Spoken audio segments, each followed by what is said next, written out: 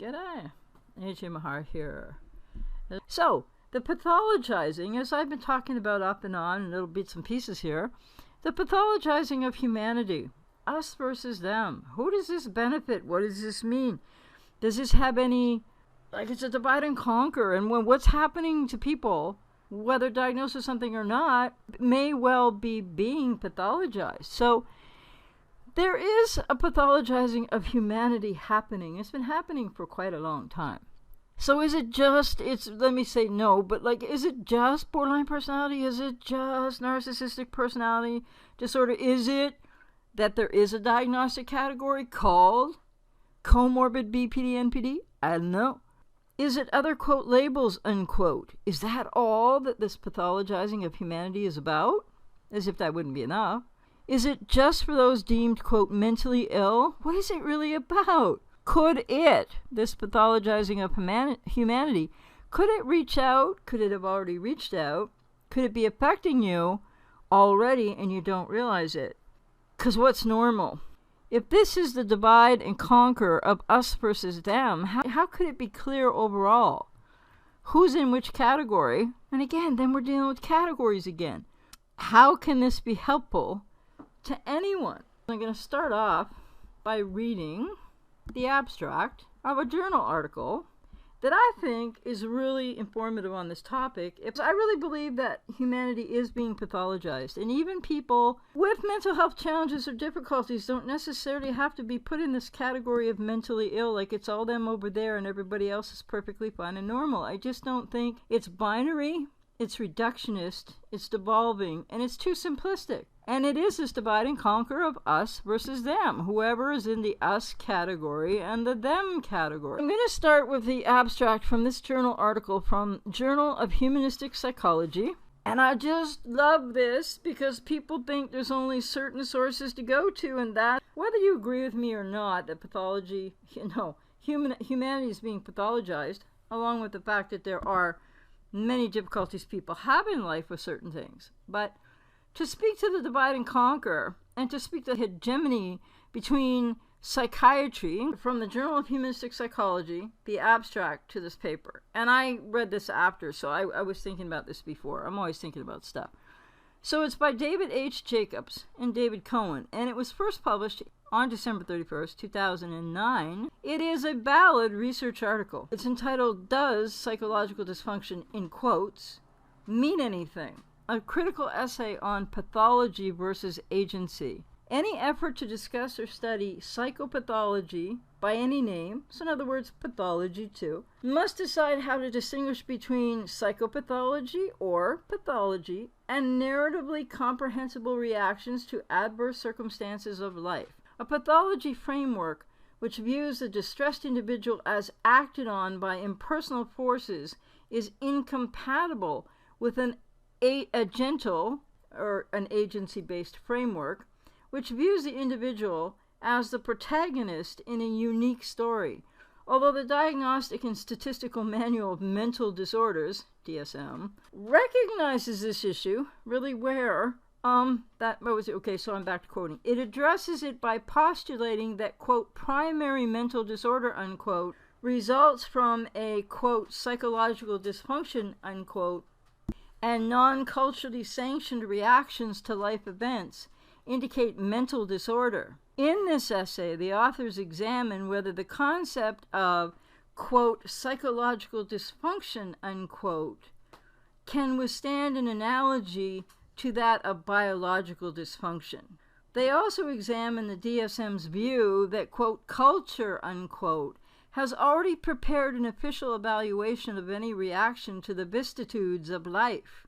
They conclude that the DSM has failed to convincingly distinguish between pathology, psychopathology, and reactions to life's vicissitudes. I would agree 1000% with that.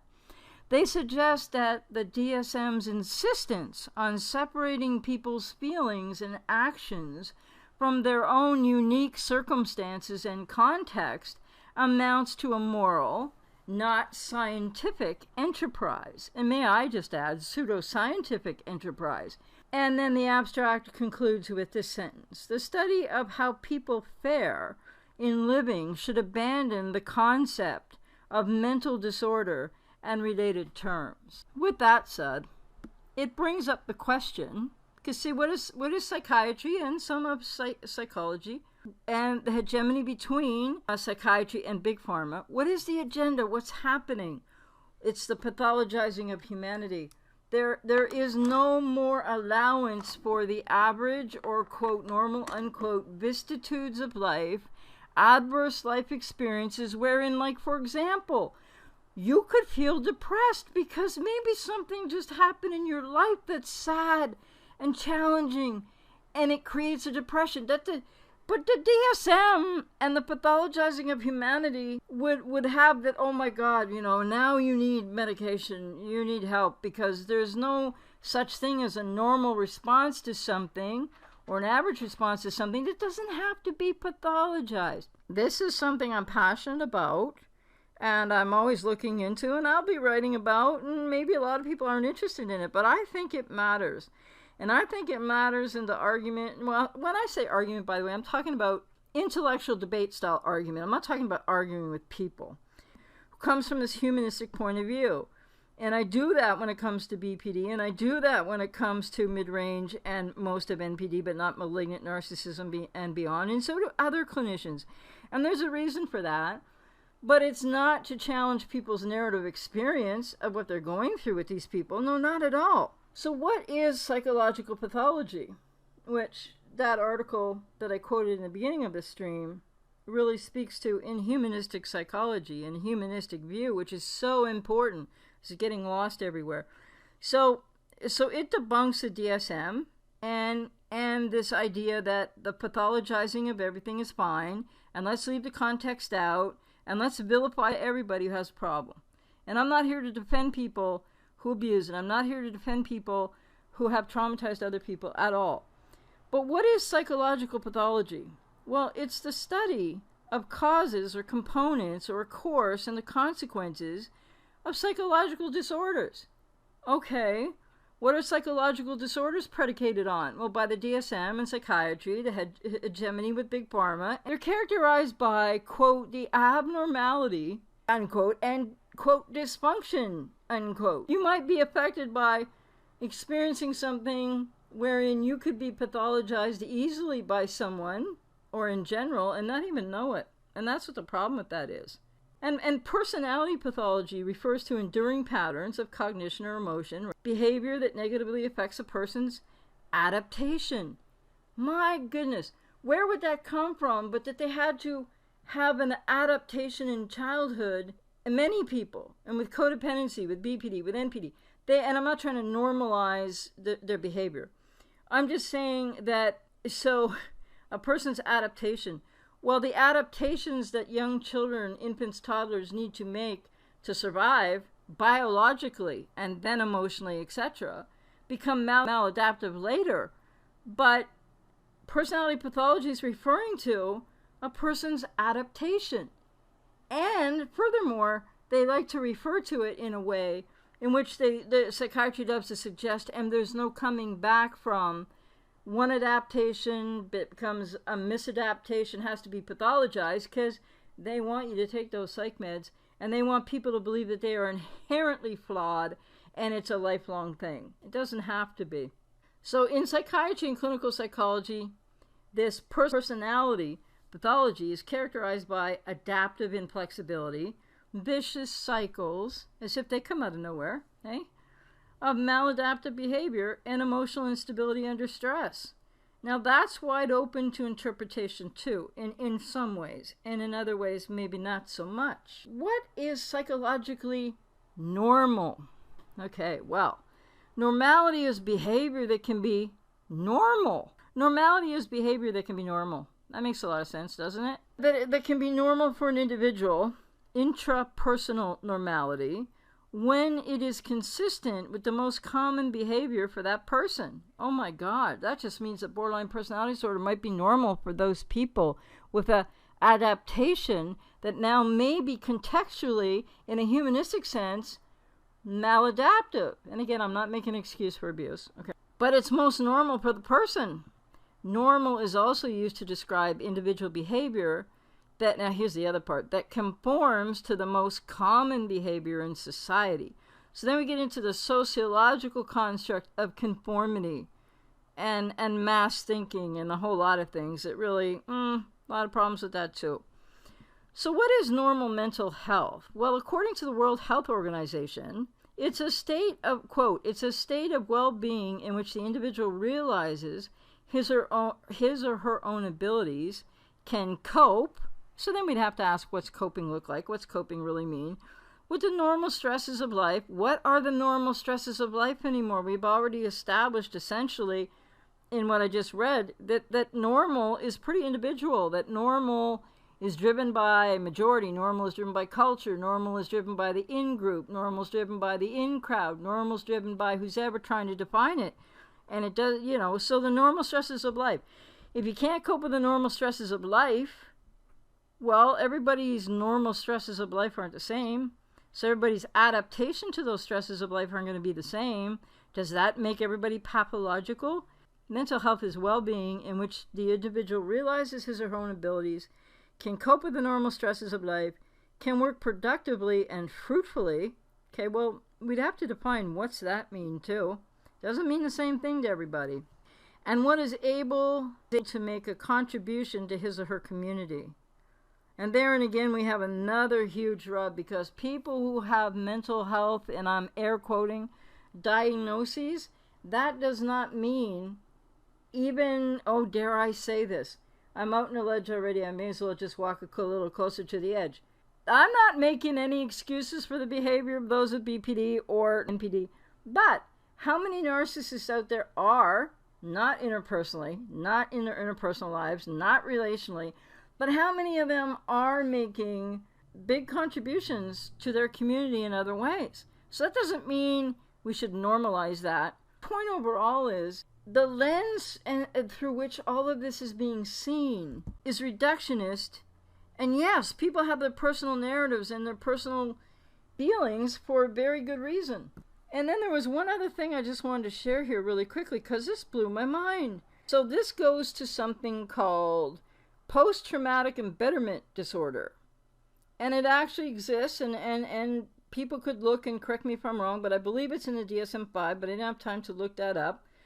And I'm aware of a book. It was published in 2012, and I will name it in a minute, because first I want to read a little bit from what it said.